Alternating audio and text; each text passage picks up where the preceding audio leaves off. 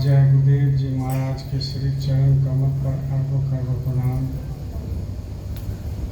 वर्तमान समय के संत सदगुरु बाबा उमाकांत जी महाराज के श्री चरण कमल पर अरबों करोड़ों प्रणाम। उपस्थित सभी नर नारी, बच्चे बच्चियाँ, गुरु भाई बहन, सबको मेरा सादर जय गुरुदेव।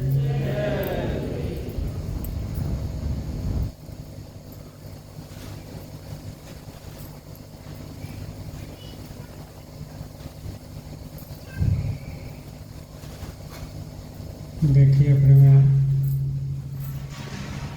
आज जन्माष्टमी का उपलक्ष्य में सत्संग रखा गया।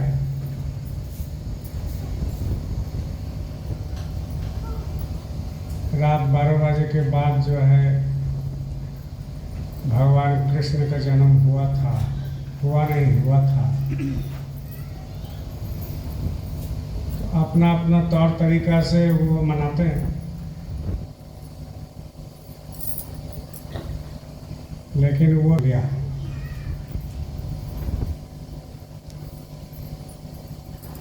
और उन्होंने की उपदेश दिया कि जगह जगह ही धर्मस्य ग्लानिर्भवति भारत अभ्युत्थानं धर्मस्य तदात्मनं सृजन्मः। जो धर्म के रास्ते पर चलेंगे उनका मैं रक्षा करूंगा, और नहीं चलेंगे तो हम उनको सजा देंगे। ये नहीं कहा कि दया करेंगे, ये नहीं कहे कि नमदान देंगे, ये नहीं कहे कि ये करेंगे वो करेंगे, खाली बोले कि सजा देंगे। और इन्होंने ये भी कहा कि कर्माण्यवाधिकारस्तु मा फलेषु कदाचन। जो जैसा कर्म करेगा वो ऐसा फल पाएगा, वो भी कहा। ये नहीं कहा कि आपने कर्म किया तो हम अच्छा फल देंगे, बुरा फल देंगे, वो नहीं कहा। सीधा सीधा लिखा हुआ है कर्माण्यवाधिकारस्तु मा फलेषु कदाचन, कि हम बुरा कर्म करते रहे और हमको माफ करेंगे, भगवान कृष्ण नहीं कहा।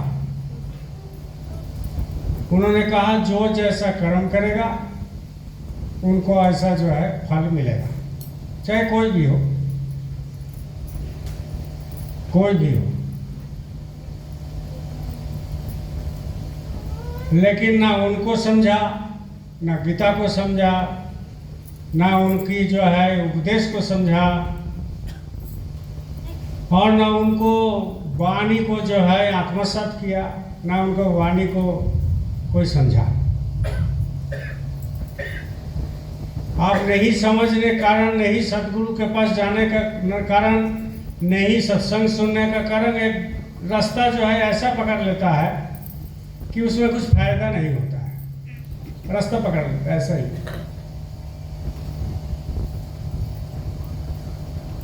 कोई काल दिन और उपवास किया, रात 12 बजे के बाद जब जन्म हुआ तो उन्होंने अपना फल खाया, चाहे कुछ खाया। और इसके बाद जो है कोई भजन गाने का प्रस्तुत किया, कोई नाचा, कोई किसी को खिलाया, ये सब जो है कर्म कांड करते रहे कल रात में। लेकिन अच्छी बात है, एक परंपरा चला आ रहा है तो भाई लगे हुए हैं। लेकिन उन्होंने जो कहा उसके ऊपर ना ध्यान दिया ना अमल किया।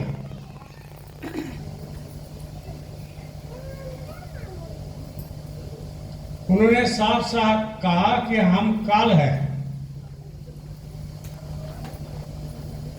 और हम दुष्ट का दमन करते हैं और शिष्टाचार का हम पालन कराते हैं, लेकिन उसमें ध्यान नहीं दिया, किसी ने ध्यान नहीं दिया। और जो ध्यान दिया तो उनको लोग पागल समझा। कोई भी मनुष्य जो भी है, जो मान रहे हैं भगवान कृष्ण को, राम को, उनकी फॉलो जरा सा नहीं करते हैं, तो वो उनका जो है बड़ी कदर होता है कलयुग में। जो पालन नहीं करते हैं, जो मानते नहीं हैं, दिखावटी करते हैं, तो उनकी पालन खूब होता है, उनकी कदर खूब होता है।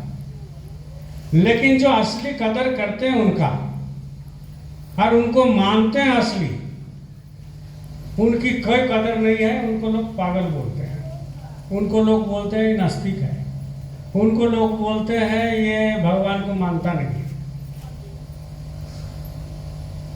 उसका कारण यही है कि ना वो सत्संग सुना, न सदगुरु के पास पहुंचा, और न सदगुरु की वचन को सुना, न सदगुरु की जो है नामदान लिया, दीक्षा लिया, ना आत्मा को जागृत किया, ना आत्मा को पहचाना, ना गुरु को पहचाना, ना किताब को पहचाना, ना किताब में क्या लिखा हुआ है वो कभी सुना नहीं, देखा नहीं, पढ़ा नहीं, किताब खुला ही नहीं।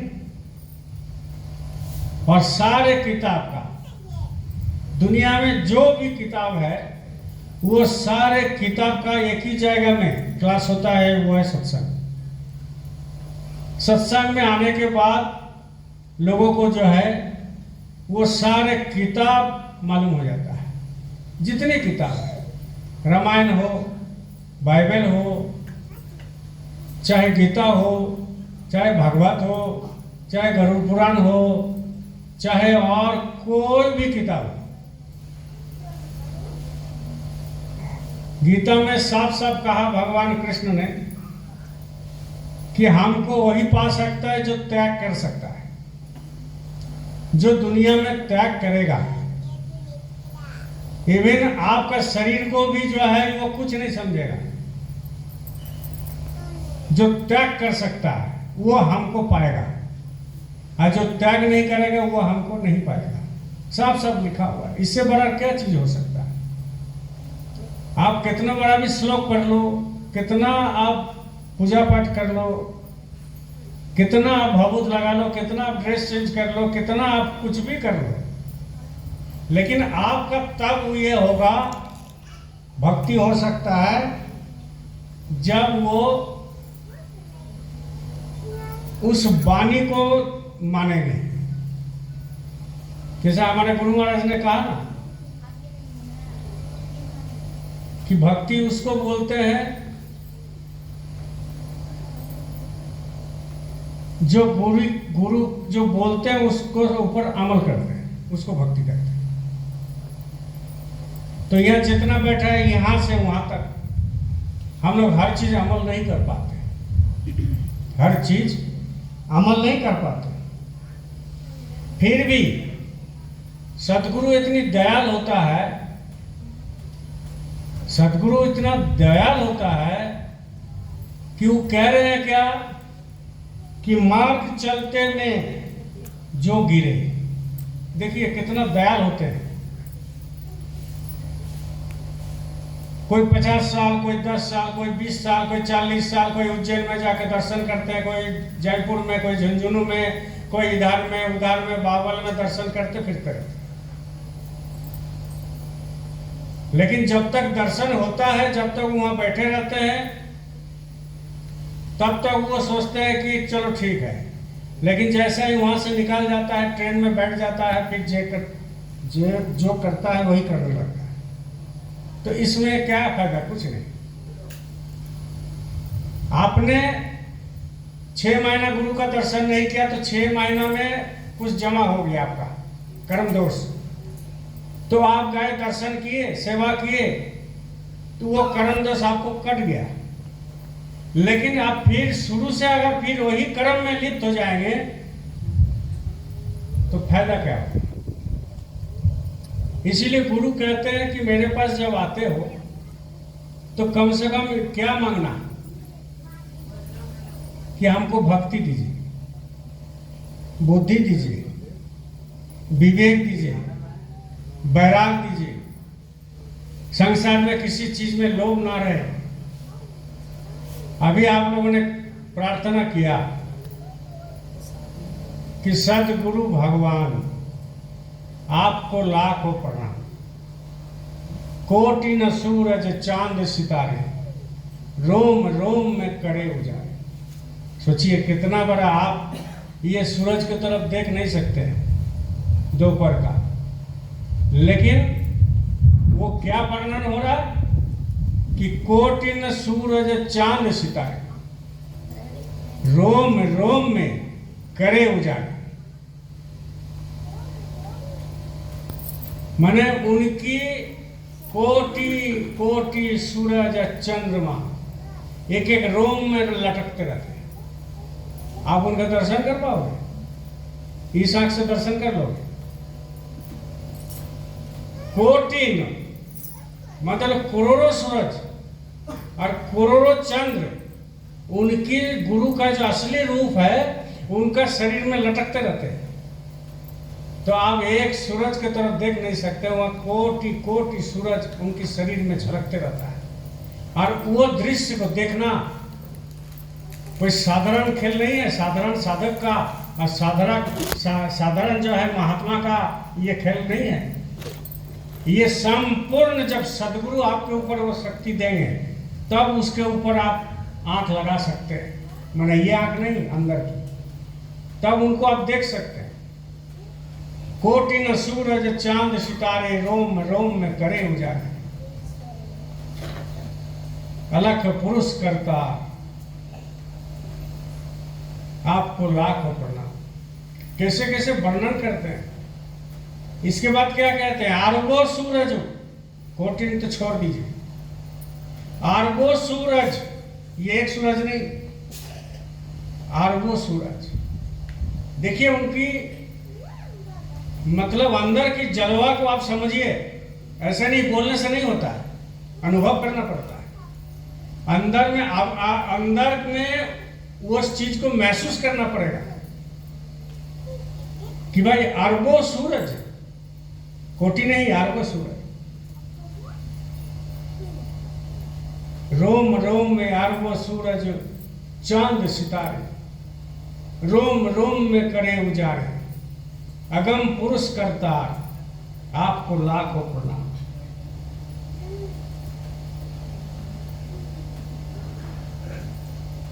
तो आप सोचिए उस प्रभु में क्या जलवा है। और आप सोचते हो कि हम नाम दान लेने के बाद आधा घंटा में बैठ जाएंगे तो हो जाएगा। पूरी आपको जो है त्याग देना पड़ता है। छोटा मोटा काम ये नहीं है भाई।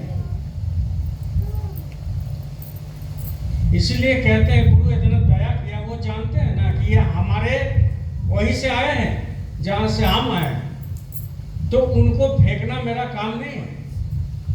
तो इसीलिए उन्होंने कहा कि मार्ग चलते में जो गिरे, आप गुरु महाराज के पास लगे हुए हैं, सुमिरन ध्यान भजन कर रहे हैं, सत्संग जा रहे हैं, मालिक का दर्शन कर रहे हैं, सब सेवा कर रहे हैं, भंडारा का सेवा दे रहे हैं, बरकत सेवा दे रहे हैं, ये सेवा दे रहे हैं, वो सेवा दे रहे हैं, सारे चीज आप काम करते हैं। लेकिन फिर भी लोग गिर जाता है। क्यों गिर जाता है? गिरने का मतलब क्या है कि गिर गया, ऐसे नहीं। गिरने का मतलब अपना चरित्र से गिर गया, अपने ईमान से गिर गया, मान सम्मान से गिर गया। ये जो गिरने वाला चीज है ना, आप सब कुछ कर रहे हैं लेकिन आप गिर जाते हैं। इसका कारण क्या है? तो ये जो आप गिर रहे हो, फिर भी गुरु कहते हैं कि मार्ग चलते जो गिरे ताको नहीं दोष, उसका दोष नहीं है। देखिए गुरु क्या कह रहे हैं, बढ़िया से समझिए, इसका अनुभव कीजिए। उसकी दोष नहीं है, गुरु उसकी दोष नहीं दे रहा है, लेकिन कोशिश तो हमको करना पड़ेगा कि नहीं करना पड़ेगा। गुरु तो दोष नहीं देगा। अपने बेटा को माँ कभी दोष देता है? कितना भी कुछ करे नहीं देता है। अपने बेटा को, बेटी को, पिता को भी दोष देता है? कोई बेटा दोष करके बगल से आ गया, मारपीट करके आ गया, अब उसकी घर वाला जब शिकायत करने लगा तो बाप माँ दोनों झगड़ा करने लगेगा उसी से, बगल वाला से, कि मेरा बेटा इतना अच्छा है, तुम तो बदमाशी कर रहा है, तुम मेरा जानबूझ के बोलता है। कोई दोष नहीं देगा। वही कहते हैं कि मार्ग चलते जो गिरे ताको नहीं दोष, ये कबीरा बैठा रहे तासीब कर रहे हो कोस। मार्ग में चलते चलते जो गिरे उसका कुछ दोष नहीं है, परंतु जो बैठा ही रहे चले नहीं, उसकी सिर पर कठिन पाप लगता है। बात समझ रहे? अब बताओ, जो मार्ग आपको मिल गया, नामदान मिल गया, रास्ता मिल गया, गुरु का दर्शन हो गया, इसके बाद आप गुरु के लिए कुछ कर नहीं रहे, सत्संग नहीं जाते, कुछ नहीं करते, बैठे बैठे भाई हम घर में बैठ के भजन कर लेंगे। अगर कर लेता तब तो अच्छा। हम तो जगह जगह घूम रहे और भजन भी करा रहे घर में, तो बैठते तो है 3-3 घंटा, 5-5 घंटा, 4-4 घंटा, लेकिन 3 घंटा में बहुत मुश्किल से मुश्किल 20-25 मिनट बैठता होगा, और बाकी क्या करता है? बोलिए अभी लोग, शर्म की बात क्या, बोलिए। क्या धनंजय? सोता है। 3 घंटा में 15-20 मिनट बस, इसके बाद बाकी 2 घंटा 45 मिनट तो सोता है। हम देखते हैं। तो जब सोएगा तो वो पाएगा? नहीं पाएगा। जागेगा वो पाएगा, सोएगा तो नहीं पा सकता। कोई सोते सोते पैसा कमा लेता है क्या? नहीं कमा लेता। कोई सपना देखते देखते पैसा कमा लेता है? नहीं कमा पाता है। तुम सोए हो और सपना में देख रहे हो भजन करते करते कि मेरा खेती हो गया, धान रोपा गया, मेर में पानी एकदम लबालब भरा हुआ है ना। फिर जो है दूसरा जब साधना शिविर लगा उसमें देख रहा है धान बड़ा हो गया, चौथा शिविर में देख रहा है कि धान पक गया, 5वां शिविर में देख रहा है कि धान कट रहा है, 6 बार जब शिविर लाएगा तो देखेगा कि भाई धान घर में आ गया, 7वां जब शिविर लगेगा तो देखेगा कि धान जो है सब काट कूट करके जो है एकदम सुखा करके रख दिए बोरा में भर के, और 9वां शिविर जब लाएगा देखेगा कि वो धान को बेच दिया, और 10वां शिविर जब लाएगा वो पैसा जितना आया है बैंक में रख दिए। ये सब क्या हो रहा है? सपना में हो रहा है। काम होगा? सोते सोते काम होगा? तो जब सोते सोते वो काम नहीं हो सकता है तो सोते सोते भजन हो सकता है? ये तो बड़ी कठिन चीज है। कोटि न सूरज चांद सितारे रोम रोम में करे उजाले, अलख पुरुष करता। इस आंख से नहीं देखा जा सकता है, लख नहीं सकता, वो अलग है। वो अंदर की जो आंख है उसमें देखा जा सकता है। तो इसीलिए मार्ग चलते चलते जो गिर जाए उसका दोष नहीं है, वो उठा लेते हैं फिर, क्योंकि वो जानते हैं गिरेगा। ये कमजोर है, इनके अंदर काम है, क्रोध है, लोभ मोह है, अहंकार है, सब कुछ है। ये संसार में रहते हैं, मेरे जैसे सतलोक में नहीं रहते, ये संसार में रहते हैं। और इनके चारों तरफ जो है, ये जिस मार्ग पर चल रहा है, रास्ते पर चल रहा है, इनका चारों तरफ इनका शत्रु लगा हुआ है। तो कैसे नहीं गिरेगा? गिरेगा, गिर जाएगा। लेकिन गुरु कहते हैं कि भाई वो गिरे कोई बात नहीं, हम उसको उठा लेंगे। लेकिन नामदान लेने के बाद छोड़ दिया और फिर बाद में उसको पूछो क्यों नहीं आते हो जी, बोलते हैं भाई गुरु का मर्जी है। लो, गुरु का मर्जी है। क्यों नहीं सत्संग में जाते हो जी?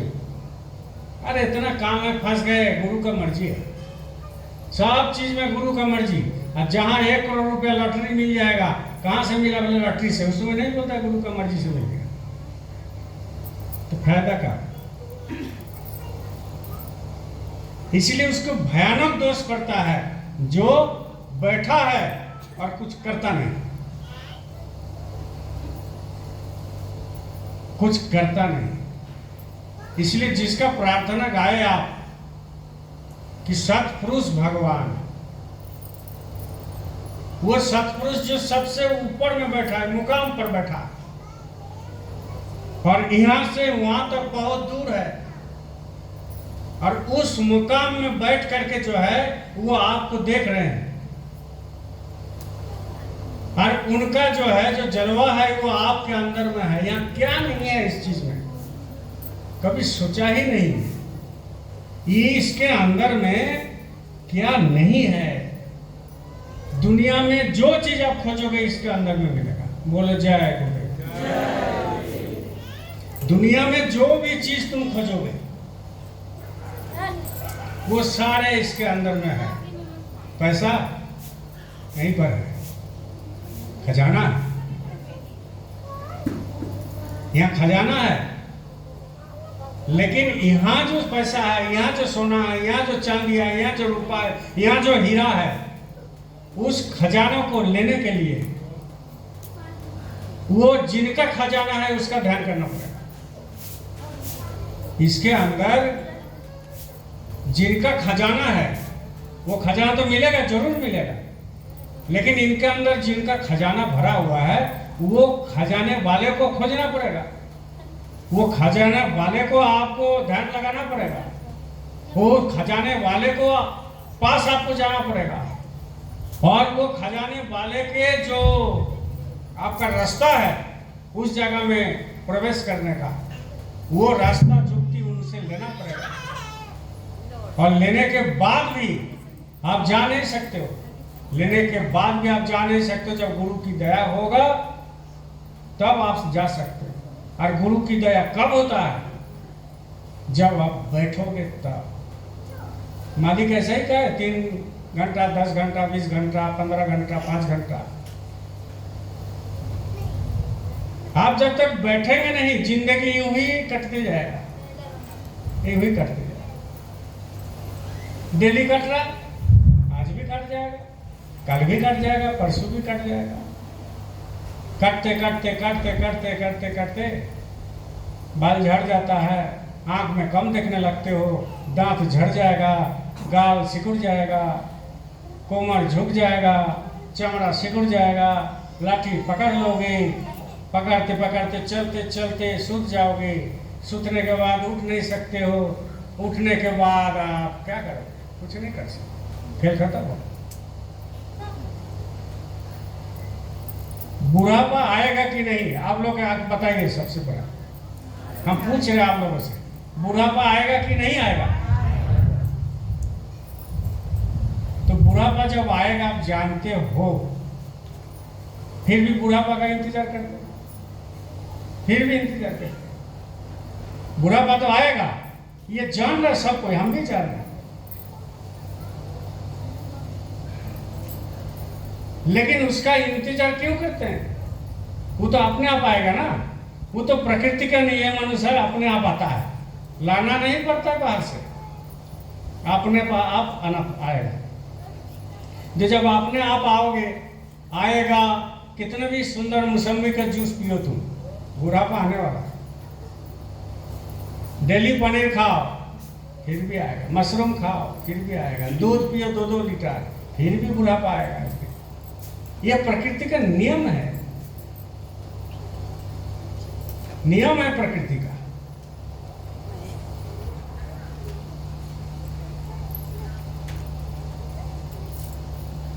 इसलिए यही हम रिक्वेस्ट कर रहे हैं, अनुरोध कर रहे हैं। हर संत जब भी आए, सदगुरु जब भी आए, तब उन्होंने अपने हाथ जोड़ा, पांव पकड़ा। महाराज जी कुछ दिन पहले कहे थे ना कि हम आपकी पांव पकड़ते हैं, मुझको देख करके मत आना, खाली भजन करने के लिए आओ, भजन करके चल जाना। इससे बड़ा क्या बोल सकता है, इससे बड़ा क्या हो सकता है, बताइए आप।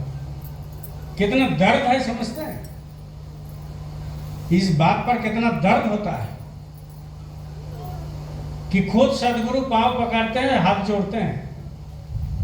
जब बाबा जी जीवित में थे तो बोलते थे ना, बच्चे आ जाओ, जल्दी आओ, जल्दी आओ। आधा घंटे पहले मंच पर बैठे हुए हैं, लेकिन बुलाते थे कि जल्दी आओ, जल्दी आओ, जल्दी आओ, ऐसा नहीं मिलेगा, जल्दी आओ, बैठो। आगे नामदान लेने जाओगे तो 200 किलोमीटर 400 किलोमीटर दूर जाना पड़ेगा। अभी वो आ रहा है कि नहीं, वो सत्य बात। नामदान लेने के लिए जयपुर जाना पड़ रहा है कि नहीं पड़ रहा है? तो गुरु महाराज बोले थे 200 किलोमीटर, तो महाराज जी इसको बढ़ा करके 2000 किलोमीटर कर दिए। अभी हमारे दुकान में रहते हैं बंगाली दादा, स्टाफ है, इतना व्याकुल हो गया, इतना व्याकुल हो गया, काल तो रो दिया कि हमको किसी तरह पहुंचाइए, हमको नामदान लेना है। तो ये जो एक व्याकुलता होता है, तो जब हो जाता है तो वो बुलाते हैं तब पहुंच जाता है लोग। लेकिन इतना बड़ा धन मिलने के बाद भी वो सत्संग में नहीं आता है।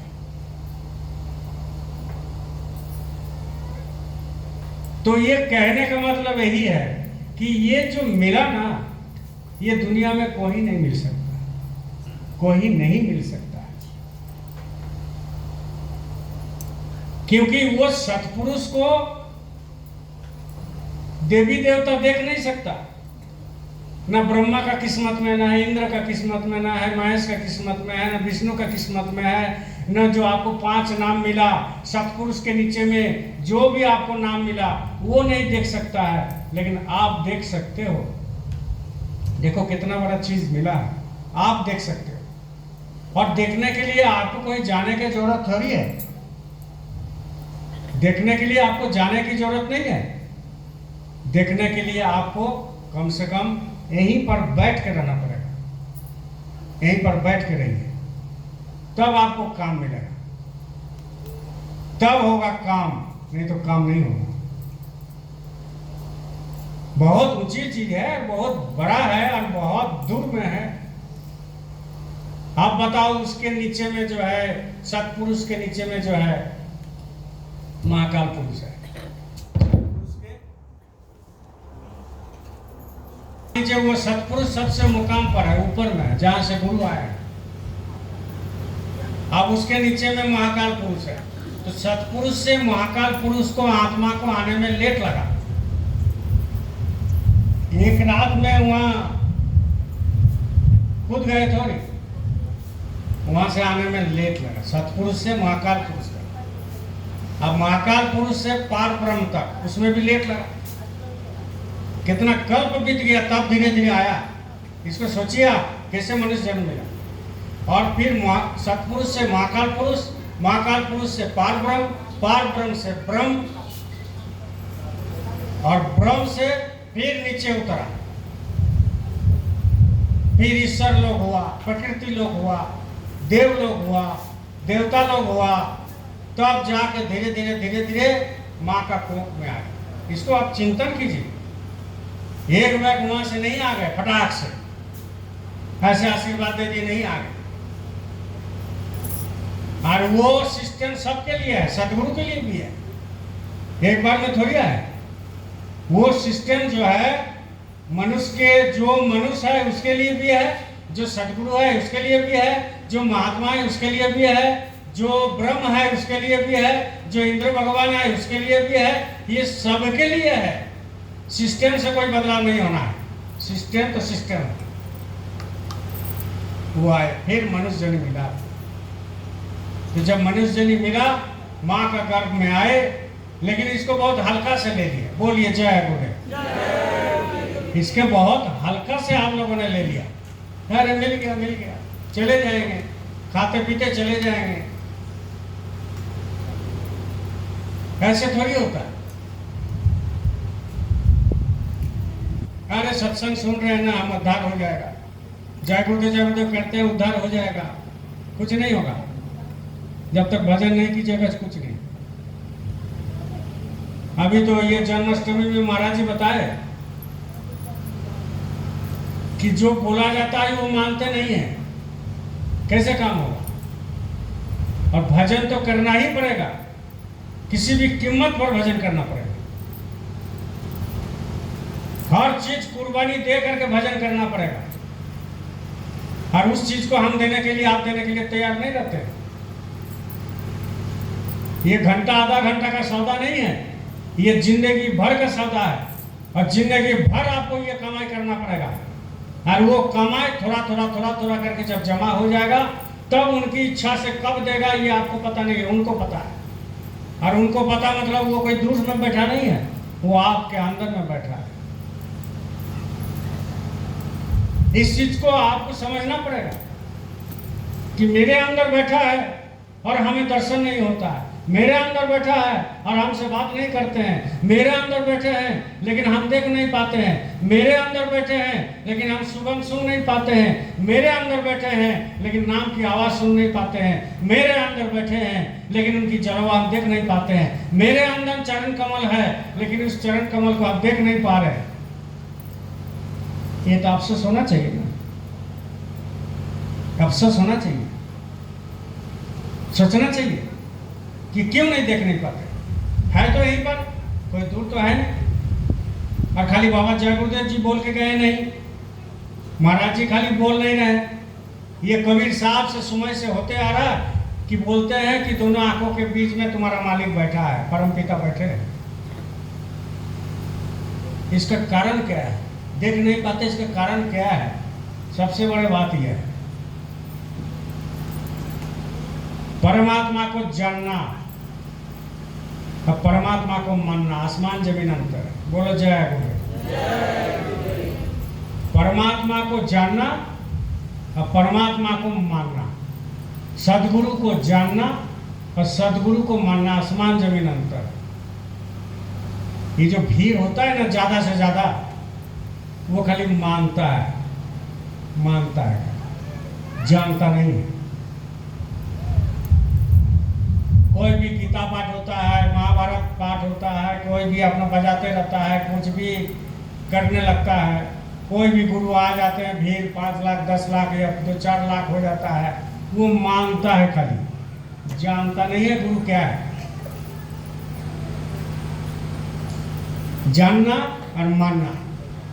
आप किसी से पूछिए कि भगवान कहाँ है, ये परंपरा होते चले आ, ये सीखने का कोई तरीका नहीं है, परंपरा। उनका दादा सिखा दिया भगवान कहाँ है, बस अंगुली उठा दो और कुछ नहीं करना ऊपर। अरे भगवान कहाँ है, बस ऊपर में, बस इतना ही खाली कर देता है। कोई नहीं बोलता है कि पूछो कि भगवान कहाँ है, वो अंगुली इधर है, इधर नहीं आता। अंगुली तो सीधा कर दिया लेकिन ऊपर से ऐसे नहीं आता, क्योंकि सिखाया नहीं, संसार में सिखाए नहीं कि भगवान कहाँ है। लेकिन सतगुरु सिखाते हैं कि मालिक तुम्हारे अंदर बैठा है, उसको जानो। मानना तो बाद में होगा, मानोगे कैसे?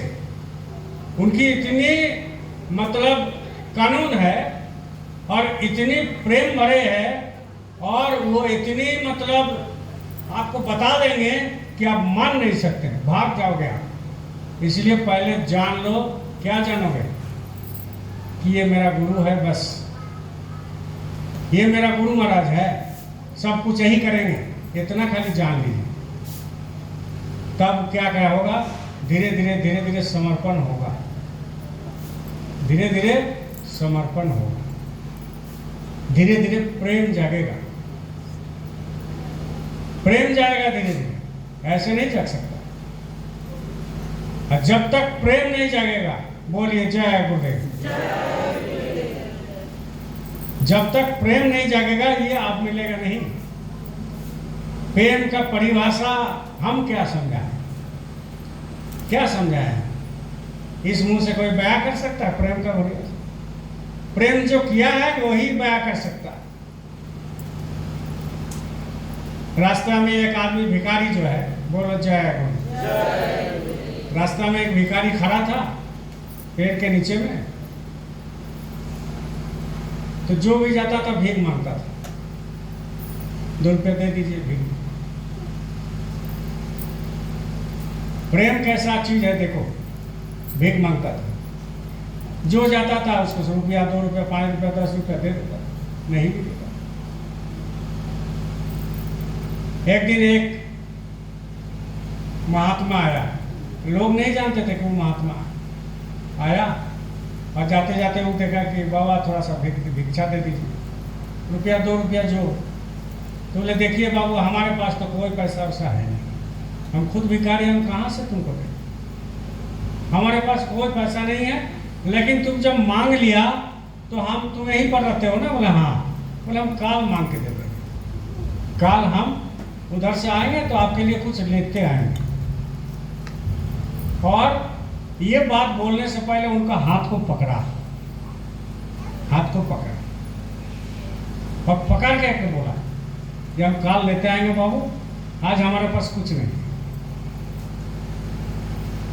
तो वो भिखारी उत्तर दिया कि आपने आज जो दिया, अभी आपने जो दिया हमको आज तक कोई नहीं दिया, आपने जो हमको दिया आज तक कोई नहीं दिया।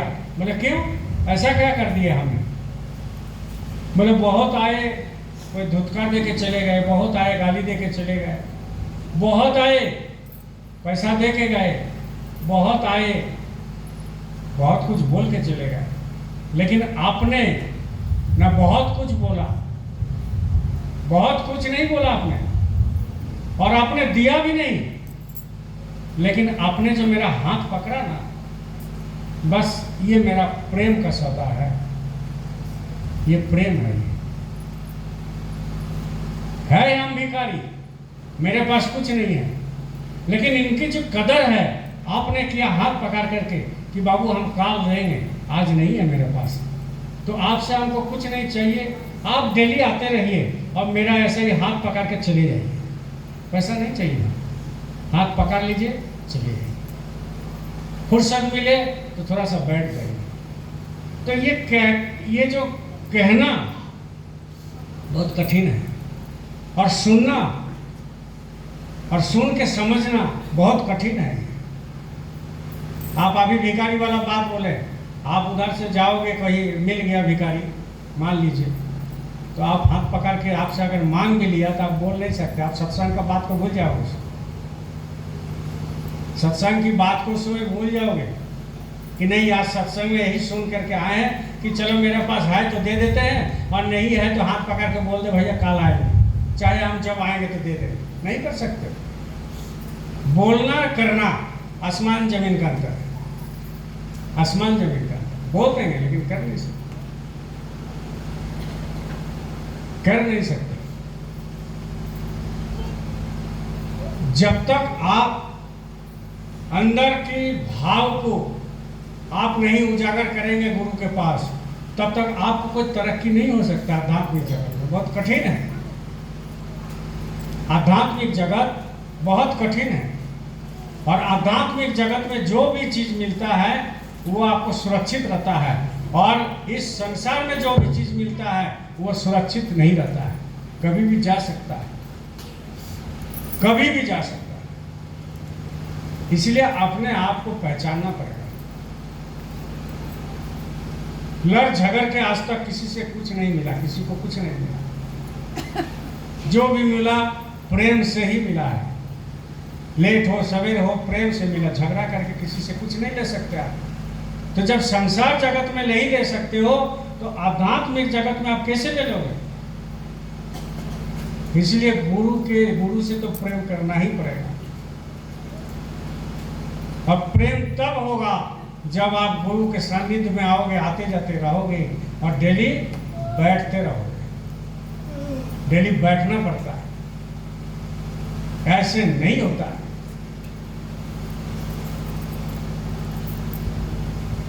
मालिक के पास गए आए अच्छी बात है, लेकिन वहां जो मालिक कहे जन्माष्टमी में, जयपुर में या झुंझुनू में, उसको जीवन में उतारने का कोशिश कीजिए, क्योंकि आपने पैसा खर्च करके गया, आपने पैसा खर्च करके गया और मालिक का श्रीमुख से सुना, तो आप उस वाणी को अपने जिंदगी में उतारिए, तब तो आपको कुछ मिलेगा अंदर में, और नहीं तो फिर ऐसा ही चलते रहेगा जिंदगी, ऐसा ही चलते रहेगा। बोल जय गुरुदेव, जय गुरुदेव। इसलिए आपको जो दिया है जगत में, बहुत बड़ा चीज दिया है, बहुत बड़ा। कबीर साहब कहते हैं, पानी में मीन पियासी रे मुहे, सुन सुन आवत हंसी। पानी में मीन पियासी रे मुहे, सुन सुन आवत हंसी। पानी में मीन पियासी, इस बात को समझे। मीन मतलब क्या होता है? मछली होता है। वो कहाँ रहता है? पानी में रहता है, लेकिन वो फिर भी वो पानी पीता है, मालूम है कि नहीं? फिर भी प्यास रहता है। और सही आपको जिंदगी में भरपूर कर दिया मालिक, क्या नहीं दिया आपको। यही लोग, कितना लोग बैठे हैं, कोई लाखपति है, कोई करोड़पति है, कोई अरबपति भी है। यहाँ हमको तो नजर में नहीं लगता है कोई खरबपति है, ये खाकपति है। हमको तो दिखाई नहीं दे रहा कोई कोई खाकपति है, सब लाखपति है। लाखपति से तो नीचे कोई नहीं है, और खाकपति है तो यही आदमी बैठा हुआ है जो ये आसन का, यही खाकपति है। क्योंकि न बैंक बैलेंस है, न घर द्वार है, न जमीन है, न जायदाद है, न कुछ है, कुछ नहीं।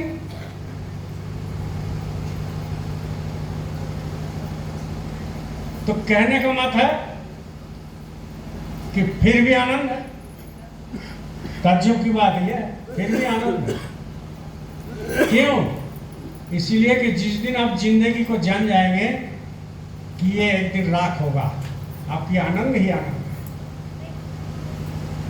आंख से आंसू निकालना रहेगा आराम से, और वो आंसू क्या होता है? आनंद का आंसू होता है कि चलो हम जिंदगी में सच्चाई को जान गए। जिंदगी का जो सच्चाई है कि ये शरीर नहीं रहने वाला है, ये कपड़ा जलने वाला है, और ये कपड़ा फिर बदलने वाला है, और फिर 4 आदमी बांस में लेकर के जाने वाला है, फिर इसको वहाँ चिता पर रखने वाला है, फिर आग लगाने वाला है, फिर इसको जला करके मार मार करके भूत कर देगा। इसके बाद जो है राख बना देगा, और जो राख है उसको पानी में बहा देने वाला है। इसके बाद कोई इसका नामो निशान नहीं बचेगा। तो भाई उसके लिए दुख किस बात की है? दुख किस बात की है? खाली सच्चाई जान लो तो आपको तो ऊपर वाला सब कुछ दिया है यहाँ, फिर भी आप प्यासी है। इसलिए तो कहते हैं कबीर साहब कि पानी में मीन प्यासी रे मोरे, सुन सुन आवत हंसी। हंसी लगता है, कबीर साहब देखते थे, बोले कि हंसी लगता है कि ये फिर भी प्यास है। तो मीन किसको कहते हैं? मीन कबीर साहब किसको कह रहे हैं? हम लोग कि ये देखो सब चीज दिया हुआ है, क्या नहीं आपके पास है जी? क्या नहीं है? सब चीज दिया हुआ है, लेकिन फिर भी जो है पता नहीं क्या चीज का एक आकांक्षा, क्या चीज का एक ख्वाहिश, क्या चीज का एक मतलब मिल नहीं रहा। खालीपन, खालीपन में जी रहे हैं कि नहीं जी रहे? बोले जय गुरुदेव। खालीपन में जी रहे कि नहीं? और डेली जी रहे, एक दिन नहीं, डेली। आखिर वो खालीपन क्या है? कभी सच्चाई किया है? पता किया है कि वो खालीपन क्या है? वो खालीपन जो आप चाहते हो वो नहीं मिल रहा है। आप जो चाहते हो वो नहीं मिल रहा है। तो भैया हम क्या चाहते हैं? आप जो चीज चाहते हो वो जिंदगी में आपको नहीं मिलेगा। क्यों? इसीलिए कि वो इतना आपके अंदर ख्वाहिश भरा हुआ है कि अगर वो दे देता है तो वो लेना है, वो दे देता है तो वो लेना है, वो दे देता है तो वो लेना है, ये नहीं मिला तो वो लेना है। और जब सब मिल जाता है और सब मिलने के बाद जब गुरु मिल जाएगा, परिपूर्ण हो जाता है, तब उसको दूसरा नशा हो जाता है। तब वो बोलता है कि नहीं, हमको तो अब गुरु ही चाहिए। लेकिन कब?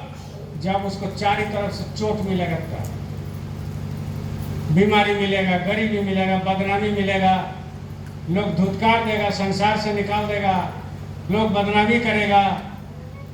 ये सारे चीज जब हो जाएगा तो दुनिया में कुछ अच्छा नहीं लाएगा कि बस मेरा गुरु ही होना चाहिए, गुरु ही होना चाहिए और कोई नहीं है। और जब तक ये पोजीशन नहीं आएगा, जब तक ये प्रेम नहीं आएगा, जब तक ये आपकी भावना नहीं आएगा कि मेरा गुरु ही सब कुछ है,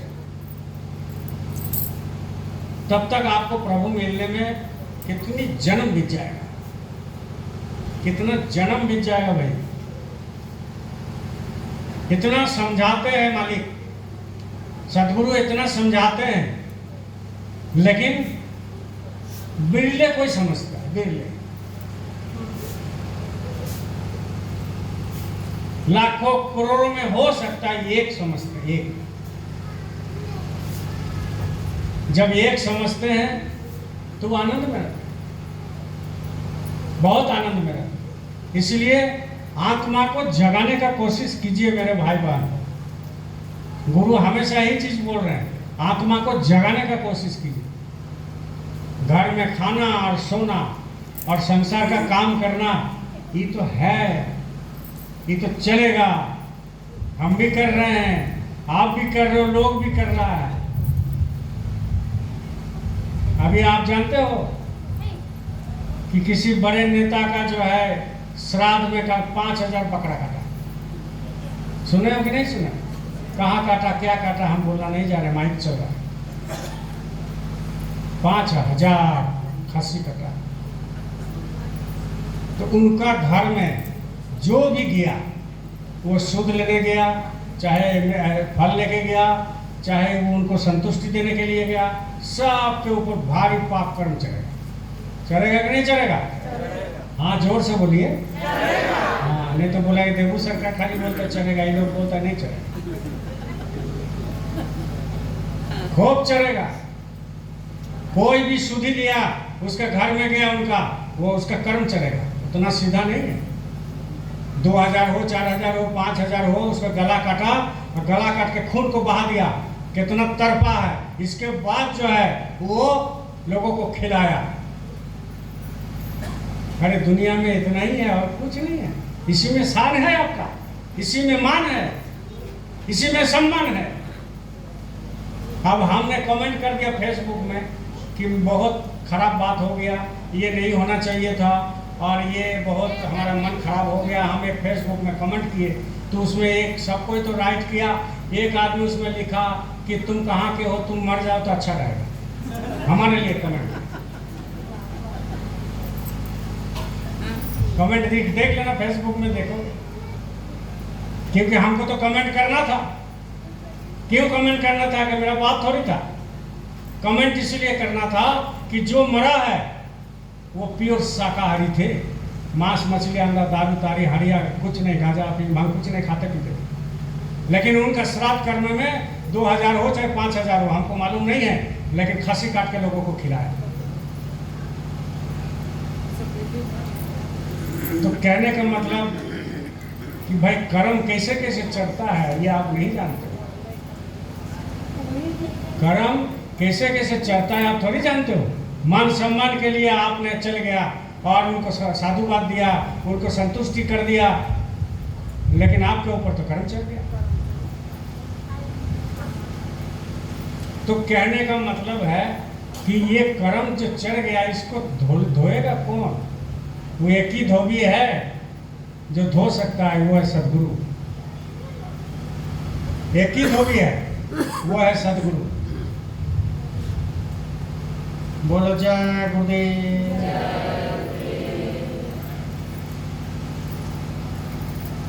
तो जब सदगुरु के पास आप पहुंच गए हैं तो आपको तो सब मिल गया, सब मिल गया। और अगर पाना चाहते हैं तो आपको बैठना पड़ेगा। अभी देखो वो कपिल का घर में किए हैं परसों। कपिल का घर में मधुकम में, वहाँ आपका साधना शिविर लगाए 3 घंटा तो गए हैं, बैठे थे, जो भी लोग आए बैठे, उसमें कोई सोया, कोई भजन किया, हाजिरी दिया कम से कम। तो कोई भी साधना शिविर होता है वहाँ चल जाइए। 3 घंटा क्या जाता है आपका? 3 घंटा में हमारा भी तो काम धंधा है, हम भी तो छोड़ के आते हैं। 3 घंटा में क्या जाता है? चल जाइए भजन करके। घर में तो होता नहीं, घर में तो भजन किसी कीमत पर नहीं होगा, किसी कीमत पर नहीं होगा। जैसा ही रक्षा सूत्र मालिक ने भेजा कि सबको जो है रक्षा सूत्र बांध देना कि भाई तुम्हारा रक्षा होगा, कर्म से तुम्हारा रक्षा होगा, कर्म कटेगा तो कर्म ऐसे ही कट जाएगा। एक तो धागा बांधने से अगर कर्म कट जाता तो सब कोई बांध लेता। बांधने के साथ साथ आपको बैठना पड़ेगा, बांधने के साथ साथ आपको बैठना पड़ेगा। सबसे बड़ा चीज ये है, बैठना है। अरे सब जाएगा देखो, सरकार नहीं जा सकता, आपस में रख करके वहां जाकर 3 घंटा कर लीजिए, 3 घंटा कर लीजिए, हो गया। सब जाएगा पहले जैसा नहीं ना है, रज्जे नहीं जा सकते तो कर लेना चाहिए।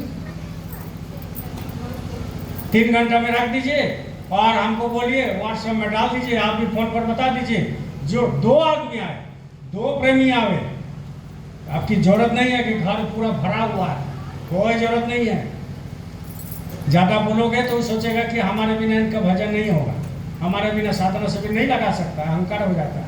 इसलिए बोले मत, जो अगल बगल है बोल दो, अपने आप बैठ जाओ 3 घंटा। जब 3 घंटा, 4 घंटा, 5 घंटा, 7 घंटा जो भी हो बैठो ना भाई। दूसरे से क्या भरोसा करते हैं आप? दूसरे से क्यों भरोसा करते हैं? हमको तो ताज्जुब इसी बात का लगता है कि दूसरे से क्यों भरोसा करते हैं कि वो नहीं आता है, वो नहीं आता है, हम कैसे कर सकते हैं? नहीं कर सकते हो आप, तो आप बैठो वहां, किसी की जरूरत नहीं है। इतना खाली सोचिए कि गुरु बैठे हैं और हम बैठे हैं। हम तो एक दिन यहाँ पर आए, ये जो 3 दिन लगा था साधना शिविर 72 घंटा का, देख रहे कोई नहीं। पहला दिन आया तो धनंजय भाई थे, दूसरे दिन आया तो कोई नहीं है, तो हम और संदीप आकर के कर लिए। तो किससे क्या मतलब है?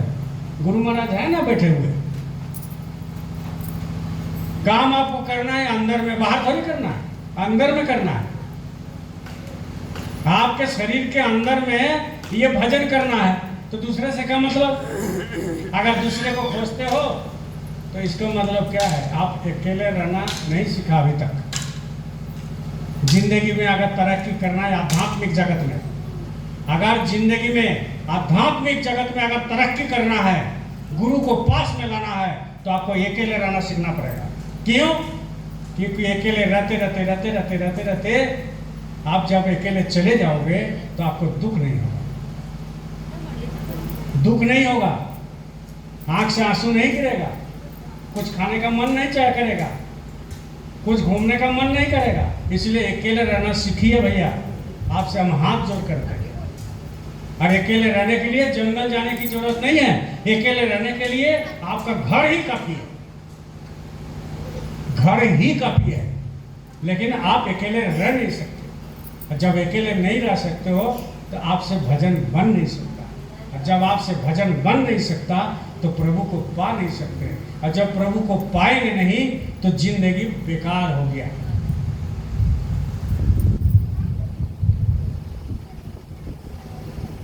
जिंदगी आपका बेकार हो। इसलिए कहते हैं कि माला फेरत जुग भया, फिरा ना मन का फेर,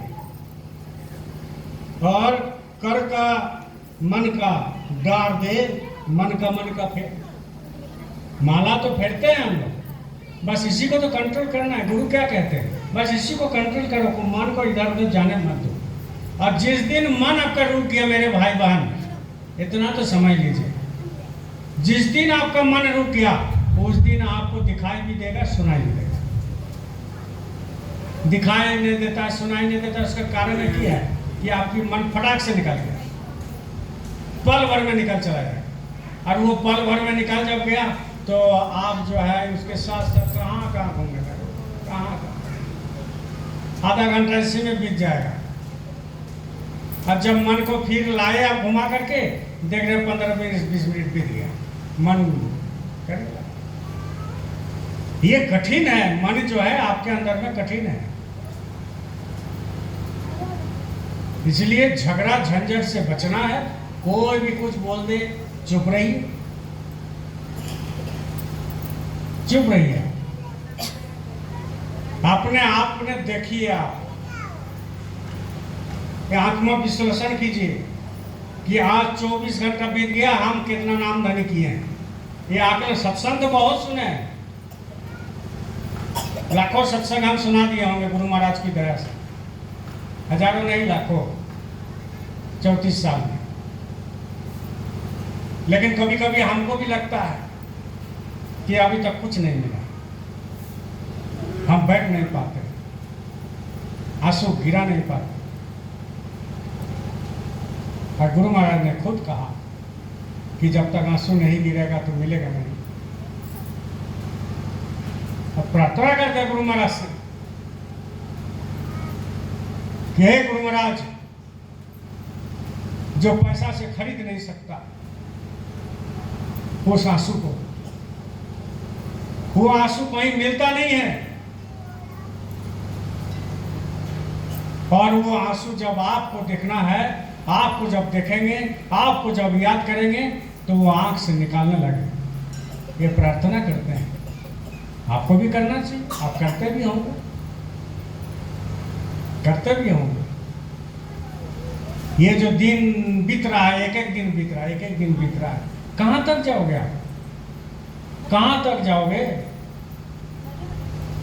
क्या ले जाओगे, ये तो छोड़ो। ये तो बोलते बोलते मालिक थक गया, महाराज जी भी थक रहे हैं, वक्ता लोग थक रहे हैं, हम भी थक रहे हैं, क्या लेकर आए बंदे, क्या लेकर जाए। ये तो बोलते बोलते और प्रार्थना गाते गाते जो है थक गया लोग। लेकिन सबसे बड़ा बात है कि आप जिंदगी में क्या कर रहे हो और कहां ले जा रहे हो जिंदगी को, क्यों गुरु किया,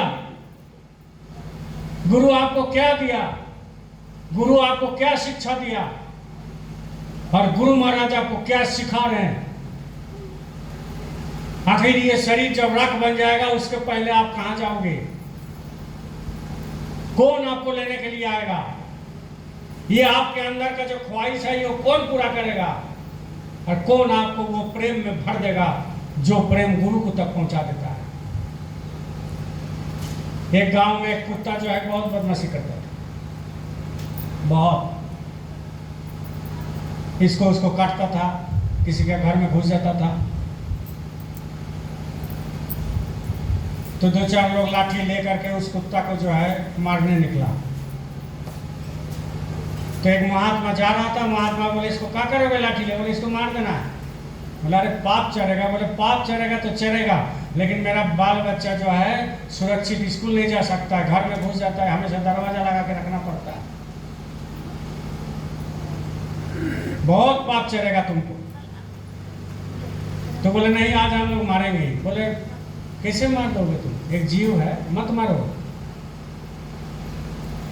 तो बोले आप ही उपाय बता दिए क्या करना है, आप ही उपाय बता दीजिए।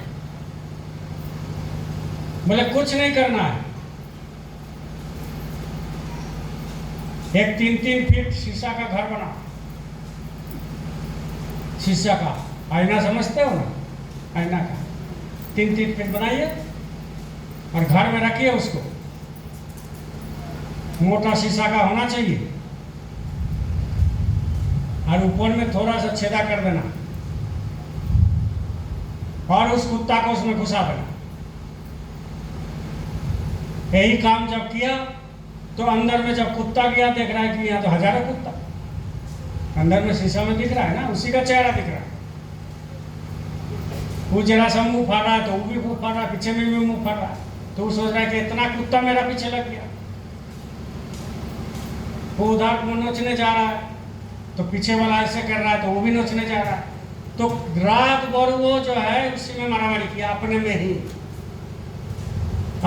ही मारामारी किया। कभी उसका कभी जो है उसका जो है भौंकना बंद नहीं हुआ, क्योंकि सब भौंक रहा है।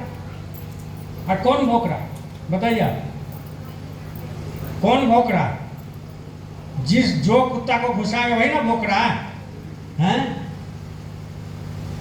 और उसी में मर गया, उसी में रात भर में लहूलुहान हो गया, मर गया। तो ये भी एक कुत्ता ही है जो जगत में शीशा के अंदर में है और भोग रहा है यहाँ वहाँ वहाँ वहाँ, और भोगते भोगते 80 साल बीत गया, 60 साल बीत गया, और एक दिन गिर गया।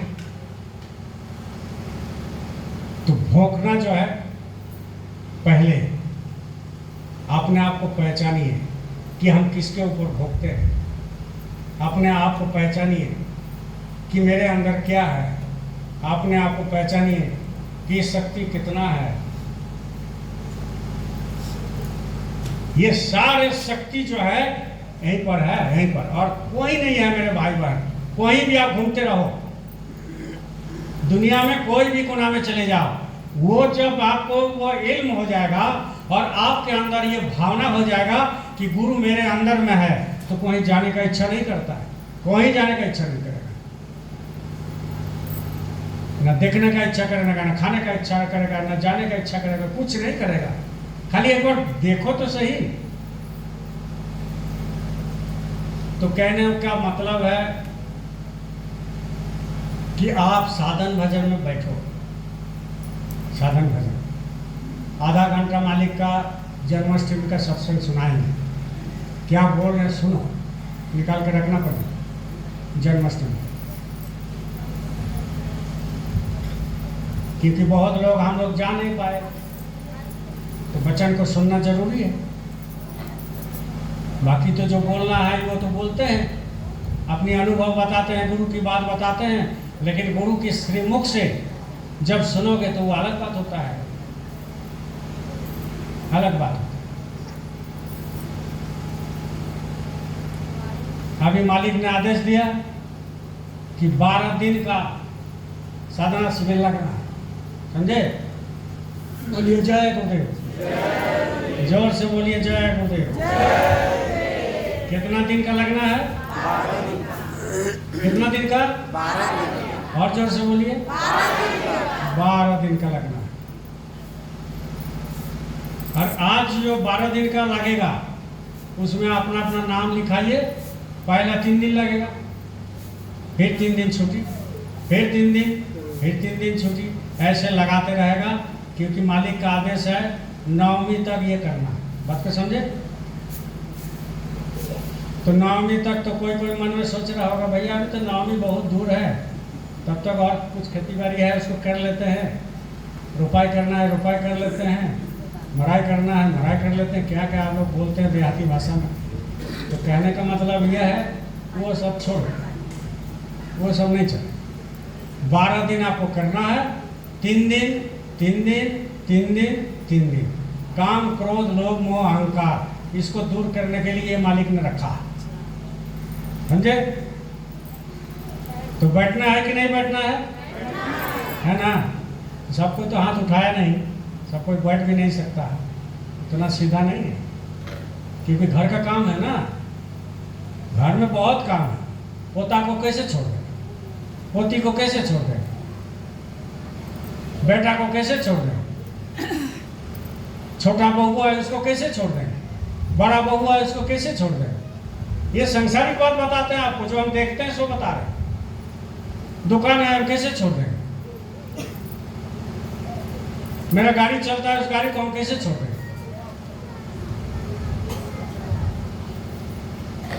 अरे तुम बोल रहे छोड़ देंगे, कैसे छोड़ दें? तो छोड़ना तो एक दिन पड़ेगा ना, एक दिन तो छोड़ना ही पड़ेगा। इसलिए सुबह 7 बजे से दोपहर 2 बजे तक डेली 3 दिन हम आएंगे।